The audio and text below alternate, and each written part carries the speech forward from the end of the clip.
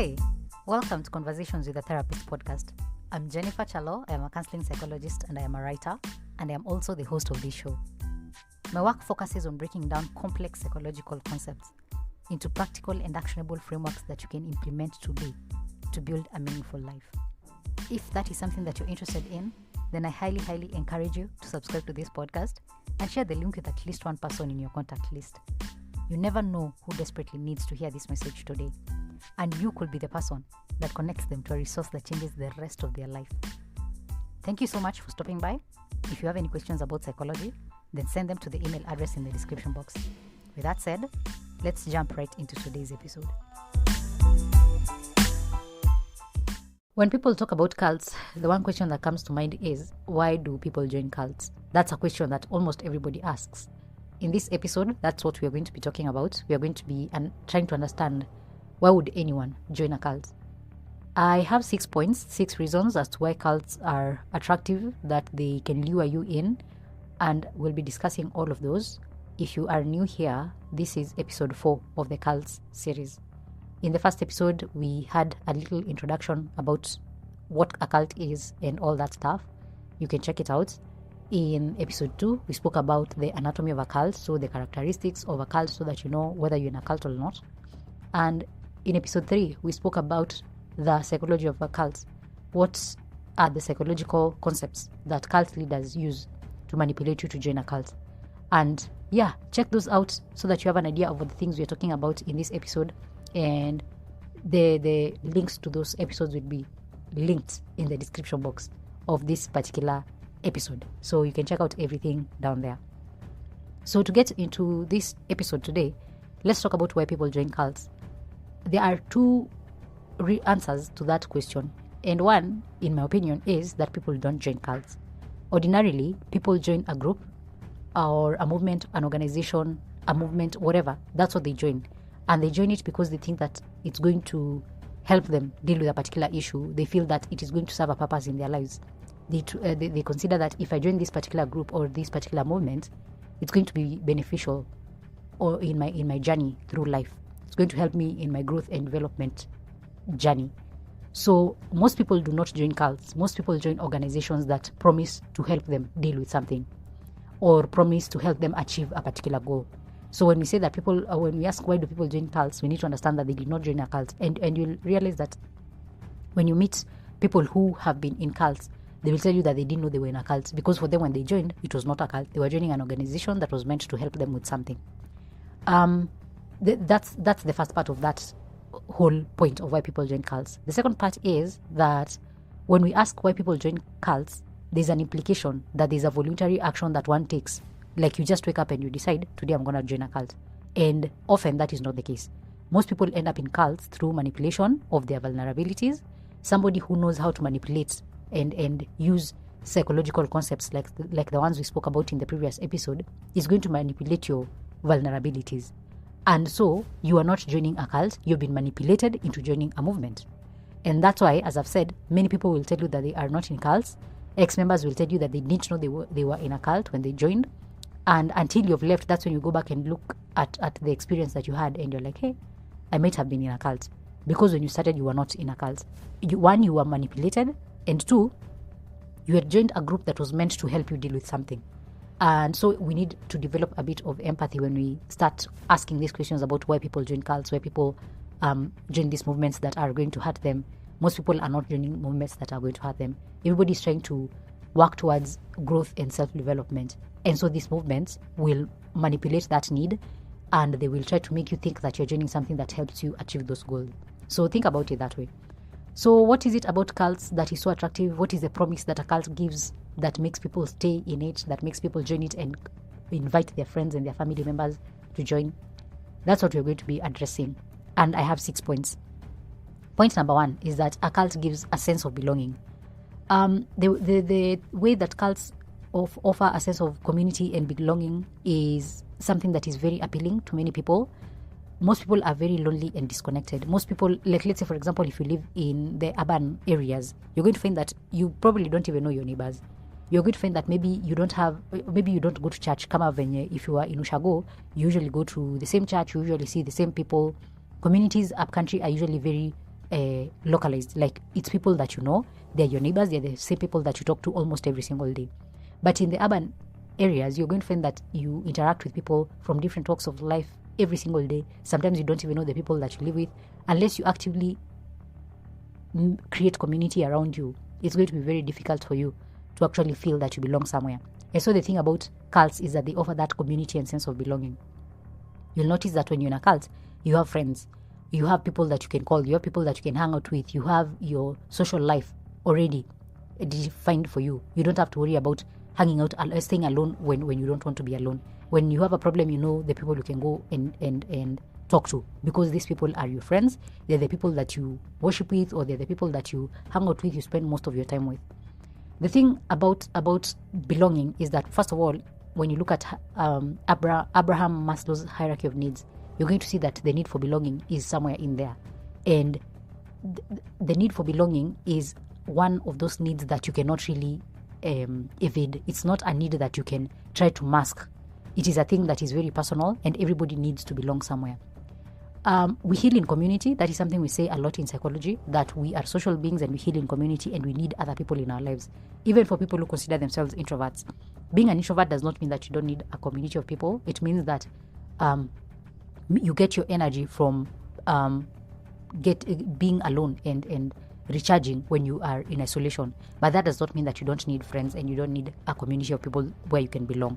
So the thing about needing community and being social is that if that need is not met, it's going to be very, very painful. And so people will do whatever it takes to eradicate that pain, to eradicate that loneliness. And that's why you end up joining organizations that you don't even want to be in. And the cults and their leaders will capitalize on this. They will capitalize on the need for belonging, on the need to eradicate loneliness.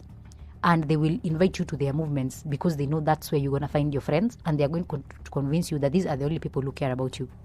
When you're desperate to belong somewhere, you will not question most things. You'll not question the groups that accommodate you, the groups that invite you in. You're going to be very willing to accept many things just so that you can maintain that sense of belonging. And that is the one of the most attractive things about cults. The one thing that gets people lured completely into a cult is that there's this sense of belonging, and you don't have to worry about loneliness too much because there's always a friend, there's always somebody you can turn to.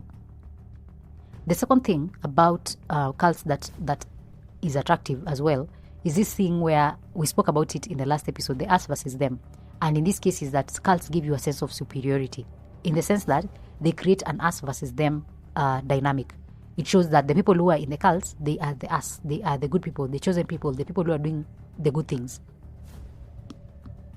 When you are in an us versus them dynamic, you're going to feel that you belong to an elite group, a unique group, the one that has all the knowledge and abilities, the chosen group. That sense of superiority can be very addictive. And that's a thing that cult leaders capitalize on. Again, they will make you feel that you are superior, that you belong to a group that is the chosen one, the group that is doing the best things that are supposed to be done. And that can be very addictive. That can make you want to continue staying in the cult because you don't even know that you're in a cult. Again, as I said in the beginning, most people who are in cults do not know that they are in cults. Most of them believe they're just in a group that is the chosen one, the group that is Christians will call them believers, the chosen ones, the children of God. Other organizations, other movements will call them other names. So yeah, a sense of superiority, very, very powerful, very addictive, and it makes you feel special. And it's impossible to shed that. Okay, it's not impossible. It's difficult to shed that sense of superiority when you've been conditioned to believe that is a good thing. So that's why cults can be very attractive. That's why people end up in cults, because of that unique feeling, that feeling that I belong somewhere, and we are the superior ones, we are the good ones, we are the chosen ones. That's a thing. The other thing about cults is that they provide a lot of personal attention and validation. Cults will provide members with personal attention and validation in many ways. They will make them feel important and valued within the group. They will accept you as you are most of the time, but then they will also require you to change parts of yourself so that you can fit in with the group. And because there's that need to fit in with the group, as I said, sense of superiority. You're in the us versus them. When you find that you're in the us category and you feel that we are superior, we are the good ones, and you want to belong, you're going to shed parts of you because you want to be in the group. Why would you want to be different? Because difference makes you not part of the us group. You don't want to be in the them group. Yeah, so that's how the personal attention and validation comes through. They will accept you, but they will also want you to conform to the group. And the moment you conform to the group, you are given a lot of attention. You're treated as a special person. You're treated with the best of the best. You're called a chairman. You're given positions of power. Whatever the group offers, you're going to get it because you have shared parts of you and you have accepted the group identity. So that's how the personal attention is going to come in, and the validation that whatever you do is going to be validated. You're going to feel that because I'm doing the right thing, then I belong to the right group. That's how cults find a way to make you feel that you're special and that you belong. Something else that cults offer, another attractive perk of being in a cult, is that you get a sense of purpose and meaning. Cults will provide a clear mission or a goal for members to work towards, and it will always be something that is greater than the self. Cults will always have an idea of what you need to be doing. So if you're feeling lost, if you're feeling like you don't know what you're supposed to be doing with your life, maybe you're transitioning from one stage of your life to another, a cult will already have a mission and a goal that has already been clearly stated, and it's something that you can work towards. And when these things have already been decided for you, your work becomes execution. And execution, you can spend your life running on that treadmill of execution. Most people struggle to understand what they're supposed to be doing. And I have even had clients in therapy who come through and they're like, I don't know what I'm supposed to be doing with my life now that this particular phase of my life has ended. And the work is figuring out what's next. What do I do? But then when let's say for example, you join a cult, you're going to find that there's already a mission that has been clear, that has been created, a goal that you're supposed to be achieving. And so that difficult part of trying to figure out what you're supposed to be doing has already been done for you. Your work becomes execution. And as I said, execution is something that you can work on because it keeps you from having to think about other things. When somebody has taken on the role of creating the mission and creating the goals, for you, kazi itakuwa execution.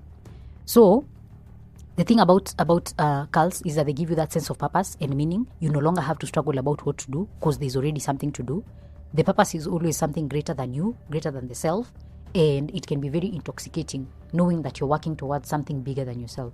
You're contributing to society in a way. That's what they sell you. It's not always accurate. Sometimes it's a lie. Sometimes it's you working towards the goal of the cult leader and trying to help them achieve the goals they have in their lives. But basically, they will give you a sense of purpose and meaning. They will help you feel that you're working towards something. And that can be very, very attractive because it removes the task of having to sit with yourself and think hard about what you're supposed to be doing with your life. Something else that cults and cult leaders capitalize on is the spiritual growth and personal growth that they offer in their cults. That will be the attractive part. That's what they will attract you with. Some cults will promise you spiritual and personal growth. They will offer you teachings and practices that promise to improve your life and bring you enlightenment, because that is something that we all seek. We all want to feel that we are advancing personally and spiritually. We want to deal with those, and these are like some of the most powerful dimensions of being human. These are dimensions that require a lot of work. When you try to think about your life and you try to think about your spirituality, your growth, these are dimensions that require a lot of input and a lot of effort from you. And so cults and cult leaders will offer you things that help you on that journey, because remember, again, at the end of the day, you're supposed to be serving the cult leader and the cult in general. So even if they give you these materials, these practices, these teachings, all these tactics and all these things, none of them are going to actually be for your benefit. Most of the times they are going to be for the benefit of the cult and the cult leader.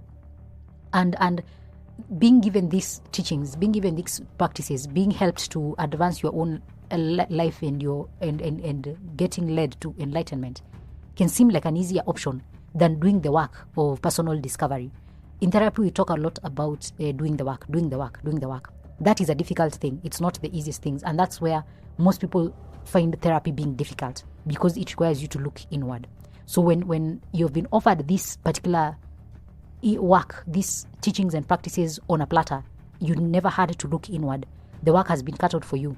Then you feel that it is an easier option than having to actually sit with yourself. So the leader will always seem like somebody who has found the answers to whatever life questions you have, and that they will try to sell you the question of why would you spend so much time doing all the work and all the digging when I've already figured it out and I am giving it to you for free. Yeah, but as you already know, the cult leader does not give you anything for free. So just because they seem to have found the answer does not mean that they have it. Sometimes it's a lie. Most of the times it's a lie. Most of the times they're telling you things that are not substantiated. You need to do the work for yourself. Remember, everybody is on their own personal journey. Nobody's journey is similar to somebody else's. So even if somebody seems to have figured it out, it does not mean that you have figured it out because you're copying what they have done. Everybody is on their own journey. Everybody gets to figure out their own life on their own timeline. And a cult leader promising you that you don't have to do the work is lying to you. Because at the end of the day, whether you like it or not, you will have to do the work for yourself. You'll have to figure out your life for yourself. A cult leader's promises have nothing to do with the life that you lived in. So think about how somebody might lie to you that you don't have to do any work. That when things come too easy, I think that's a good opportunity for you to question things. When you find that answers come too easily to you, somebody has the answers and you're willing to defer your decision making to their answers, then I think that is an opportunity for you to ask yourself very deep questions about why their answer seems like the right answer for you, that their behavior, their enlightenment is a reflection of what you're going to gain if you follow them. That is not always the case. As I said, everybody is on their own journey. So focus on finding answers for yourself. Question everything. Be skeptical about most things. Question everything that you come across. Question your beliefs. Question other people's beliefs. Question everything that comes your way. Because if you just accept things blindly, you will get led astray. Last but definitely not least is that cults offer a sense of security and protection. And they offer members a safe haven from the outside world and a place to retreat from the life's problems. You'll realize that they will tell you about how wicked the world is, how bad things are happening out there. And if you join them, you join the organization, you join the movement, you're going to be protected from some of these worldly things that could lead you astray or that could hurt you. Remember that when your mind is at peace, it can get a bit hard to try to convince you that anything is wrong and that there's anything better out there. You are willing to put up with many things just to get that sense of being accepted and being loved.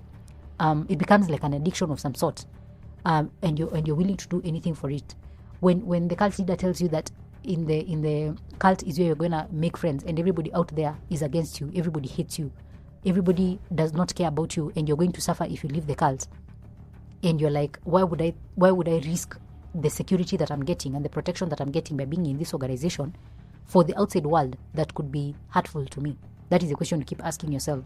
And so because it seems like being in the organization is an easier option than having to venture out there and find out things for yourself, that's why most people will end up accepting the things that the cult leader tells them. They end up accepting the lies that they are sold. They end up accepting things that do not make sense, because it is easier to accept that than to do the work for yourself and to go and test out the world for yourself. So in general, what I think is important is to understand that if things are easy, if things are too easy to be true, they probably aren't true. If things are too good to be true, they probably aren't true. That is something you need to consider. Do not accept other people's definitions of life, definitions of purpose, definitions of meaning, just because you don't want to do the work of defining that for yourself. Put in the effort of making a life for yourself. That is like a general piece of advice I would put out there. Don't wait for anybody to give you meaning and purpose over your life. You need to find out for yourself. It requires a lot of work. It requires a lot of reading, a lot of exposure, a lot of interacting with other people and hearing different perspectives. So don't bury your head in the sand. Don't accept other people who seem to have figured it out to tell you what you need to be doing. Because most of the time, they've figured out how to do their life, not life in general. Everybody is on their own journey. That's just like a general thing that I would say about that entire concept of people telling you what to do and how to move forward in life. Everybody is on their own path.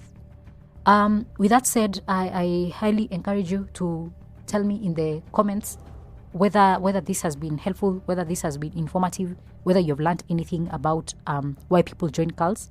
And as I said in the beginning, people don't join cults. People join groups that had with the intention of getting help. People join groups that promise to help them deal with something. People join groups that help them figure out some questions in life.